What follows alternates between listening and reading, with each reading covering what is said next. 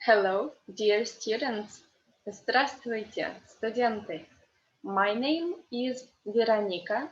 Меня зовут Veronica, and I am a professional Russian teacher. So today, at this Russian lesson, we will learn Russian with Leo Tolstoy. But before we start, I have to say that Leo Tolstoy never existed. Are you surprised?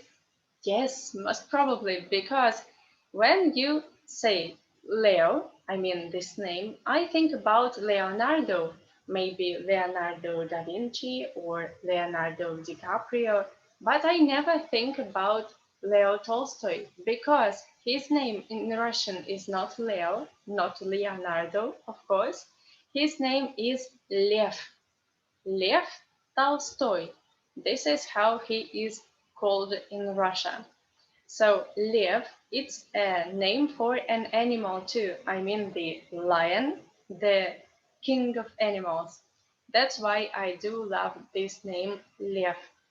And here is his portrait. Now, my plan for today is first we read this Russian story. Second, we talk about Russian words and Russian grammar.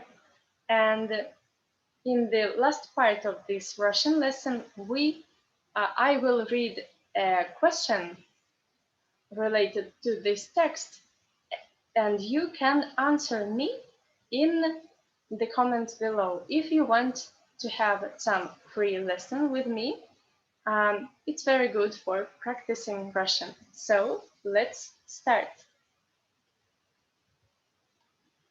Купила мать слив и хотела их дать детям после обеда. Они лежали на тарелке. Ваня никогда не ел слив и все нюхал их. И очень они ему нравились. Очень хотелось съесть. Он все ходил мимо слив. Когда никого не было в горнице, он не удержался, схватил одну сливу и съел. Перед обедом мать сочла сливы и видит, одной нет. Она сказала отцу. За обедом отец и говорит: а что, дети, не съел ли кто-нибудь одну сливу?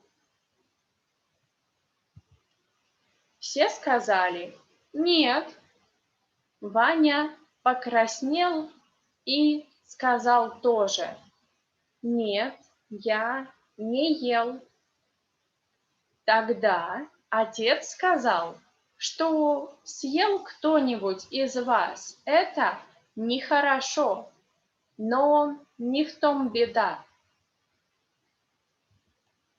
Беда в том, что в сливах есть косточки, и если кто не умеет их есть и проглотит косточку, то через день умрет. Я этого боюсь. Ваня побледнел и сказал: нет, я косточку бросил за окошко. И все засмеялись, а Ваня заплакал. So, my dear Russian learners, I hope that you loved this short story. And what do you think about this story?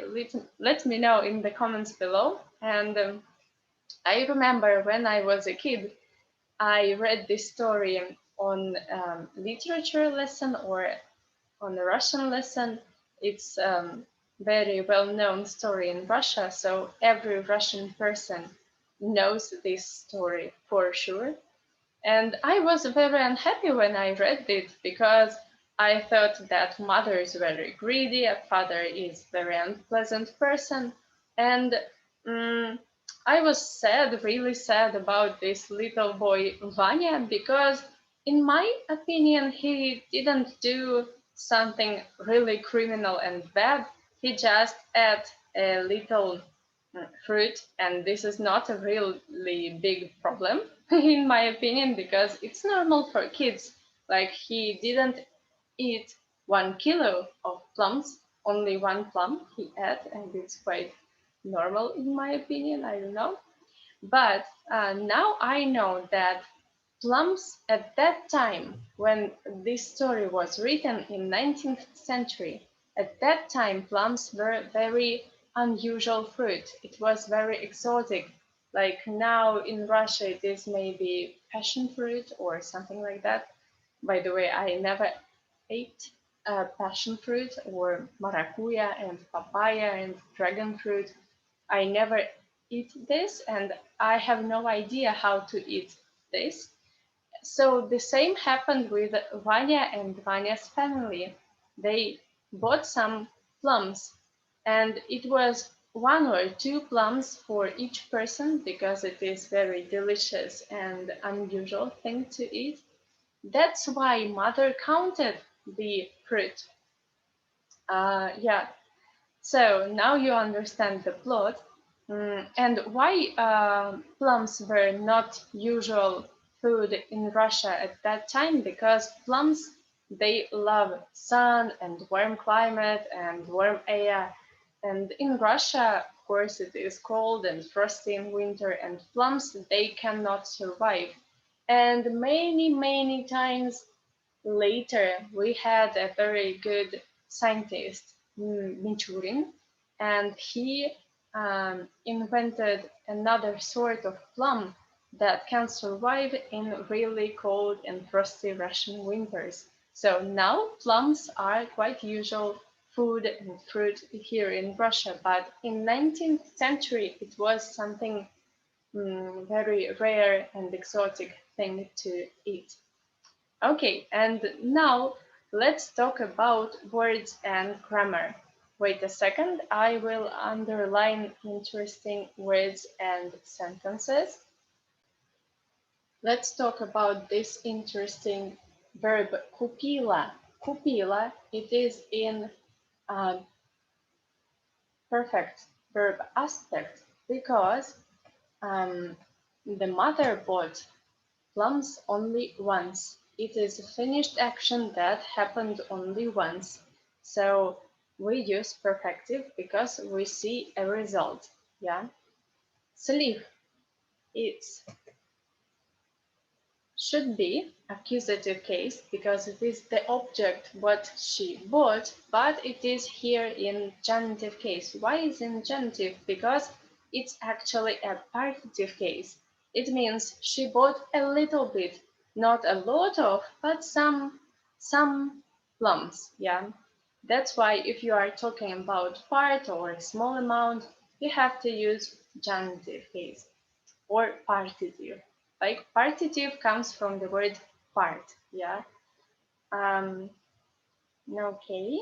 And хотела их дать детям после обеда.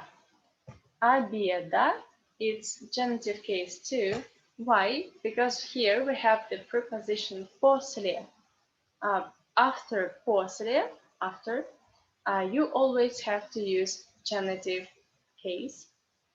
Okay, and let's continue with another slide. Wait a second.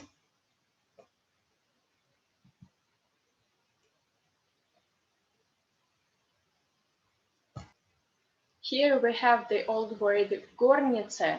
Горница, now we don't use this word at all, but it meant a room, горница. So now you can say когда никого не было в комнате. Комнате means a room. Now let's talk about this very interesting Russian particle li. I think in English it is very similar word whether, like whether somebody eat one plum or not, kinda, because he can say, а что, дети, съел кто-нибудь или не съел, like ate somebody or didn't eat, yes or no. If you want to say this idea, you just say ли, не съел ли кто-нибудь одну сливу. And here сливу is in accusative case because it is an object. So now I underlined 3 words. Let's talk about the word покраснел. Покраснел, it means become red because he was nervous, yeah, or unhappy. And it comes from the adjective красный, yeah, the same root, красн, крас, yeah, покраснел. We just add prefix pa because it happened only once. It is perfective verb aspect.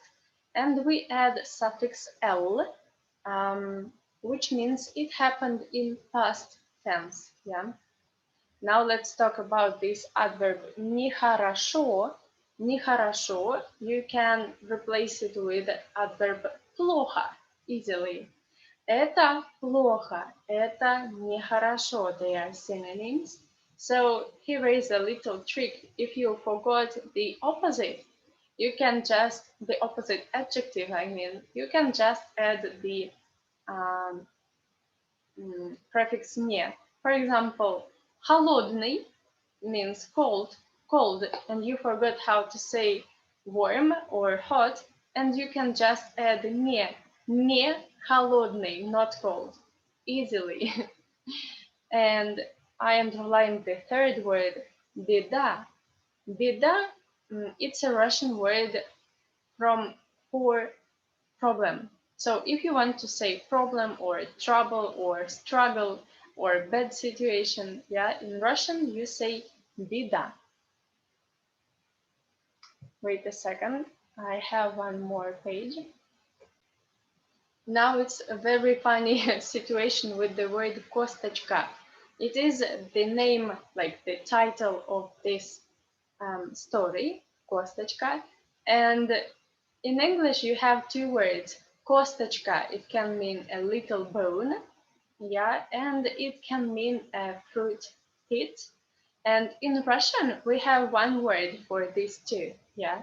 So when I was translating with Google this story, Google Translator suggested me, because in the plums there are bones, and I think it's really scareful situation when you find in plums some bones. It's like horror, I don't know, disaster, yeah, косточки.